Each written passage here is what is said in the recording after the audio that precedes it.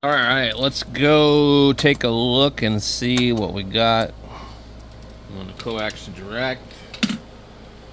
Maybe I can actually just put the camera here to watch the radio. What I didn't make any changes to the antenna other than I removed part of it, and it's hanging lower. That's all. I removed one of the poles.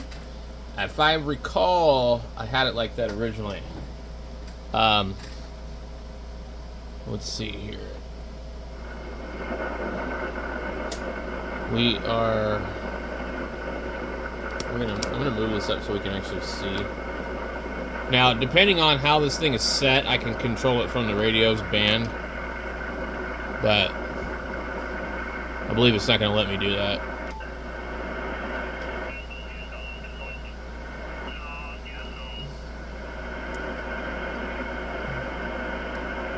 We need 0 IF.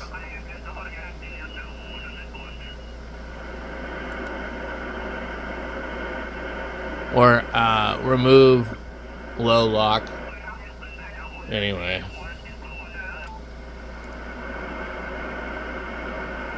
It's not changing, so let's just do this though.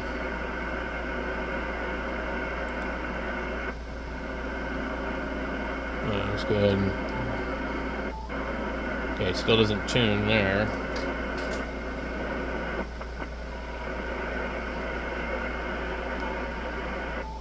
Okay.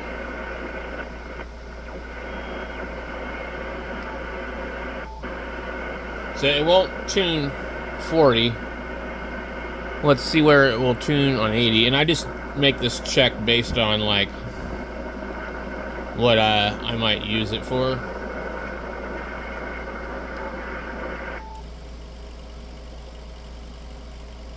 This is way lower in the band than I ever go. I don't generally go in the extra part of the band.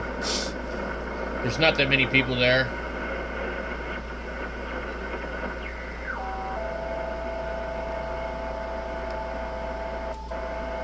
It will not go that low, apparently. That's about FT8. Won't tune. The 3000 doesn't have the most amazing tuner. If you have a 1200, the tuner actually works better. I don't know what kind of changes they made. I thought they would be the same tuner, but they're not. But normally I would use a different radio and plot this out. Okay.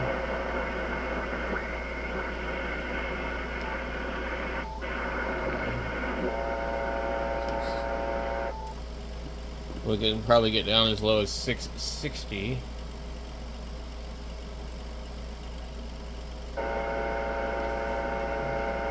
Let's see. I'm gonna guess we can't go higher than about 8.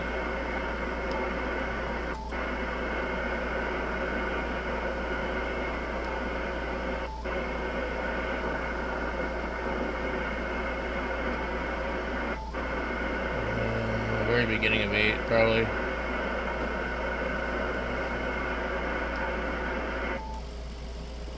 Okay, 813.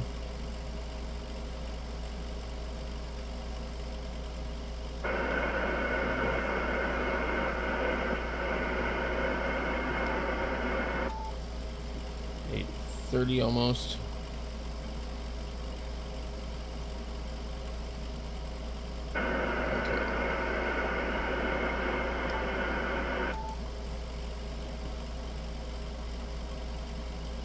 Sometimes if you inch your way up, it'll tune. Up higher.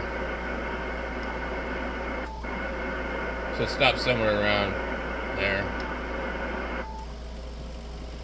Alright. So being a little lower to the ground, there would be a little more interaction, so that's why I kind of wanted to check things. Okay, so it won't tune 40 at all anywhere.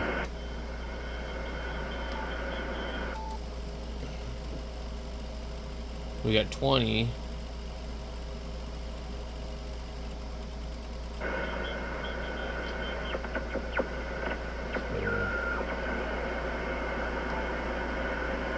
Won't go that high. So we're covering most of 20 though. Let's see if we go to 40. We're gonna go to 40. But it won't go to 3,500. Interesting.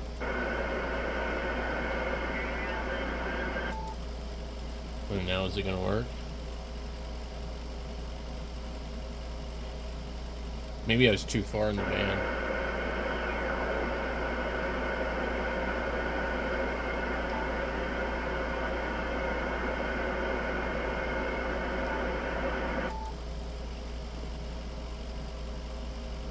It will tune right there, but it won't go 14,350. But 14,350 would actually put you out of the band on upper side band.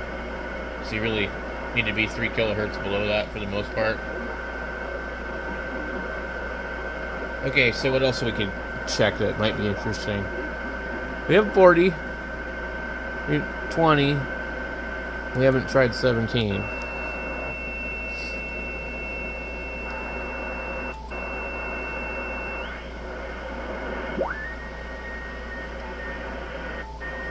Okay, so it won't do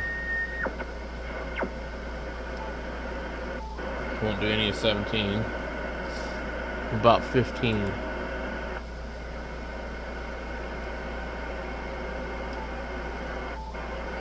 Yeah, it won't do 15. I seem to remember that. I'll try really high in the band.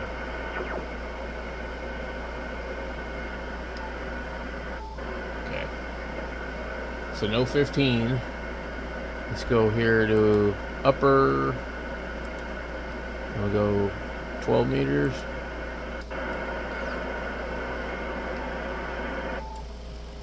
We got 12.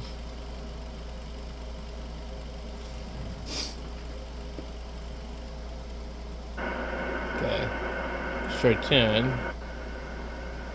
Now we're in a random spot that we never operate, but let's just see if it'll change. Okay. Let's go really high up in the band. Okay. So we should be able to do all our FM stuff. Okay, let's go really low in the band. 2,800. Won't tune. So I'm assuming, as I recall, won't tune FT8. Won't tune CW. Well, let's see if it'll start at the bottom. Nope. Okay, where does it start at? Alright. We're missing the tech part of the band. Let's go right here. Alright, so we can get into the DX part of the tech band. Let's go a little lower. See how far it'll go. We're somewhere going to be around here probably. A little higher.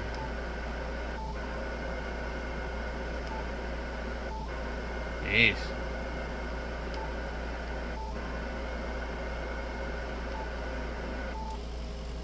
$28,474. So anytime that you have like an antenna like this, you got to figure out what band you really want it to work with without using a manual antenna tuner if you're just going to rely on the one on the radio. And you may have to shorten it or lengthen it for different bands. And then you're going to lose another band. You're going to lose this and that. So generally what I do is, if I don't need the amplifier, I'll try to use the tuner in the radio to match the band I want to operate on.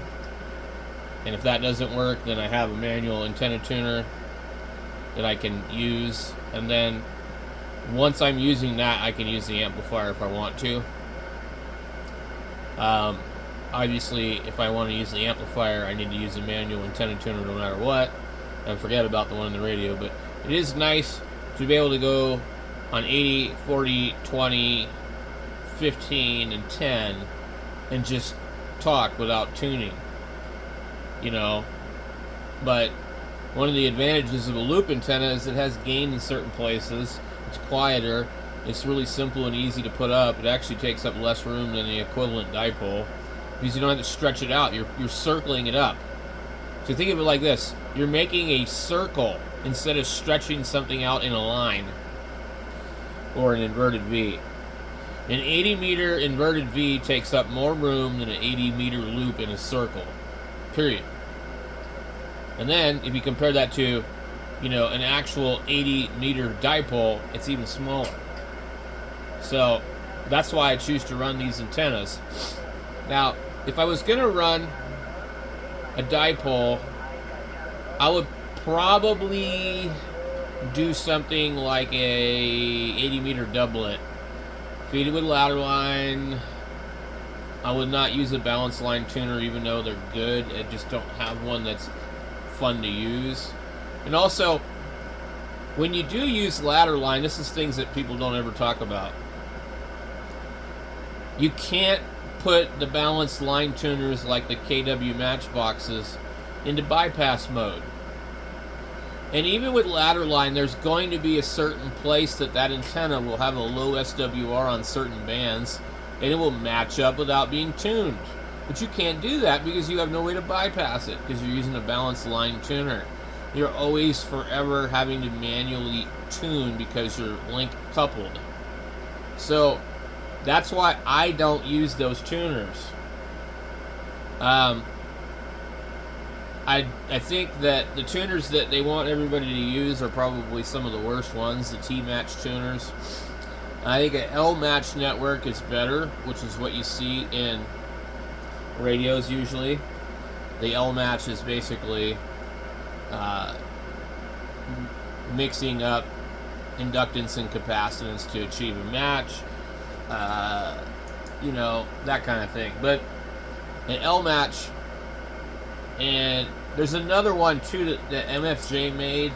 I think it was called the differential T, where it only had one capacitor and one inductor versus the T-match system. Those are better. They're less lossy. They won't tune as wide of a range, but they also know when they shouldn't be tuning something. We've all heard these guys say, this thing will tune a gutter. Yeah, it will, but that's not good. Because all you're doing is you're presenting 50 ohms to the radio. And the tuner is unable to pass that signal to the antenna without generating a lot of heat and loss. So the radio's happy, but the tuner's not. And that's why the MFJ antenna tuners had a bad reputation for getting damaged and things like that. They didn't make their parts heavy duty enough to withstand the abuse. And what they should have did was, instead of trying to please all the SWR fans, was they should have just made a tuner that had a limited range but was more efficient. And then we wouldn't have all these problems with burned up inductors and stuff in these MFJ antenna tuners. And because they'll tune almost anything, you don't realize that you're tuning something that's really not working correctly. It's way too far off. And then also, there's another thing too. You'll find there's two spots that an antenna will always tune, but one is better than the other. There's a different dip somewhere else. And that's why I don't really care for those kind of antenna tuners. But I'm using a less common MFJ, which is the 9982. Not the 998. It's a 9982. And it has a balun on the input. It's a 1-to-1 balun, I believe, on the input of the tuner. There's no balance line mode that goes to a 4-to-1 balun in this tuner. It's got it on the input.